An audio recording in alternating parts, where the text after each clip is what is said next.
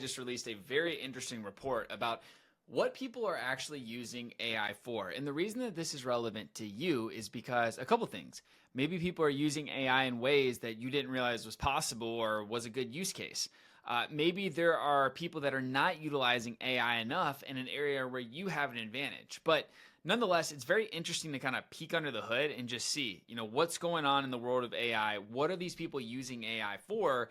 And how is it changing the landscape of work, life, and relationships and everything in between? So I'm going to go in order here from this graphic. The first thing that users are using it for, approximately 6% of ChatGPT users are using it to analyze, or really it's for multimedia. So this could be creating an image, which was the biggest use case. So, you can go into ChatGPT and you can say, hey, I want to make an image about X, Y, or Z in this format, in this structure. Please create it for me. To retrieve other media. So maybe you upload a picture of a house and you say, hey, where is this? What location is this? That goes under analyzing an image. Now, you can upload it of a spider, or you can upload it of a cat in your backyard. And you can say, hey, what kind of cat is this? Or what kind of spider is this? Should I be concerned?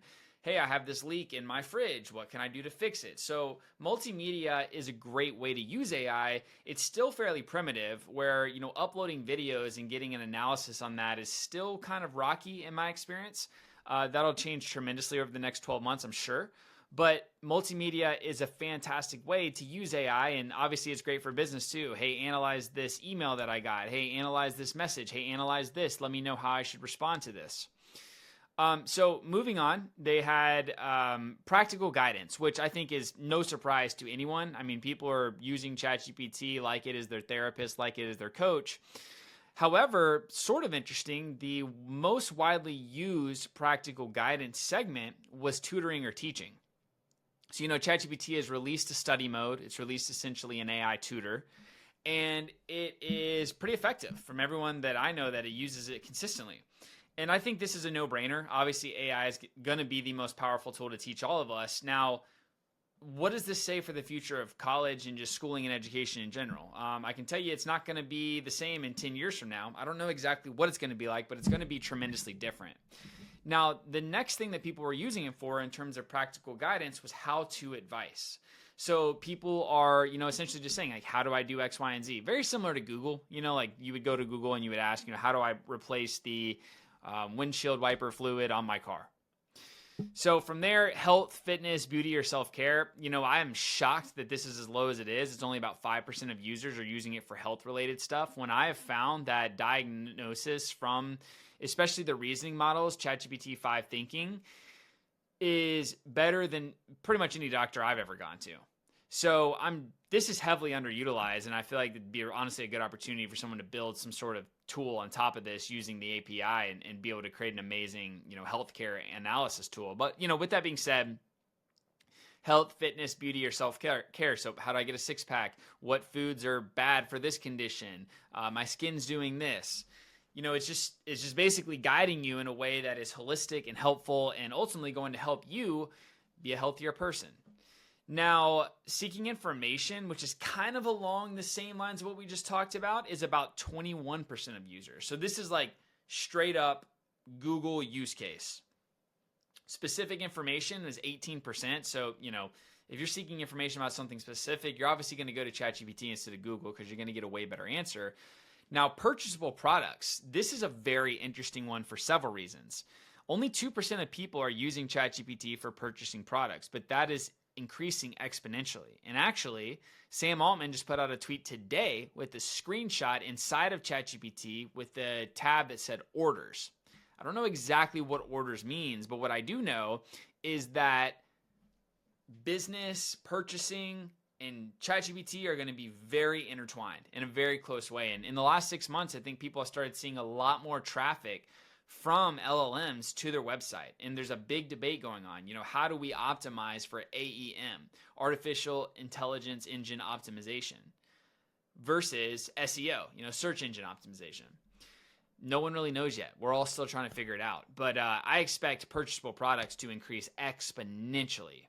Now, 1% of people are using AI for cooking and recipes. I'm sort of surprised that that's not a little bit higher, because to me it seems very easy. Instead of going and reading all these blog posts about a ingredients or formula list, I just say, hey, how do I make X, Y, and Z? Here's the ingredients I have. So next up, we have self-expression. This one's been a big topic. Only 4.3% of people are using ChatGPT specifically for self-expression. So relationships and personal reflection, greetings and chit-chat, games and role play. Self-expression is a tricky one. When you're having an AI give you feedback about your partner and you're saying, hey, I feel like my partner might be mistreating me, analyze these text messages and tell me what you think. You're basically kind of guiding it to give you an answer that you want. So the people at OpenAI programming these systems are going to have to be very aware to, just make sure that the answer is always in truth, and it's not necessarily always what the user wants to hear. So self-expression is tricky. You're seeing people, they're getting into relationships and they are announcing their marriages to their AI. I mean, it's freaking bizarre. Honestly, it's really crazy. Moving on, we have technical help at 7.5%. So this is things like math, data analysis, computer programming. I have a hard time believing this is correct, to be honest with you, because so many developers and engineers are using AI to help with their coding and engineering. And data analysis too. I mean, myself, for my own business, I'm constantly crunching data inside of ChatGPT and having it analyze spreadsheets and having it, give me back information. So I expect technical help to increase exponentially, to be honest with you. I am shocked that number is so low. And then rounding it all up, I think this is not a surprise to anyone, we have writing. So in particular, we have personal writing or communication at 8%, edit or critique a provided text at 10%. We have translation at 4.5%, argument or summary generation at 3.6%, and writing as a whole is at 28%. So this is the least shocking one to me. We all use AI for writing. Everyone's using AI for writing. People are pissed off about it. They're tired of seeing the M dashes. It's everywhere. It's all consuming.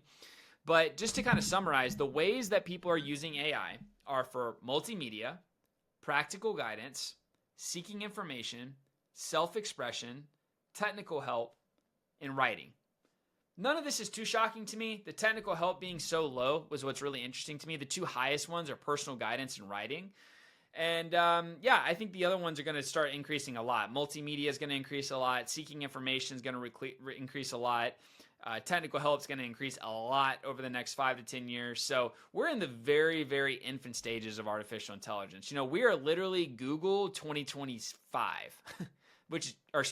We're like Google 2005. Think about how much Google has changed over the last 20 years. Next 20 years should be very, very interesting when it comes to AI, artificial intelligence, ChatGPT, and all the competitors. As a reminder, this channel is sole purpose is to help people learn how to use AI, implement it into their lives, into their businesses, into their jobs. And maybe you're not an engineer or a developer and it's a little bit intimidating. Well, this channel is going to make it very easy for you. So make sure to like, subscribe, and leave a comment. I make videos all the time answering questions from comments that people leave. So, with that being said, really appreciate your time. This has been Insights on Artificial Intelligence, and I'll see you in the next one.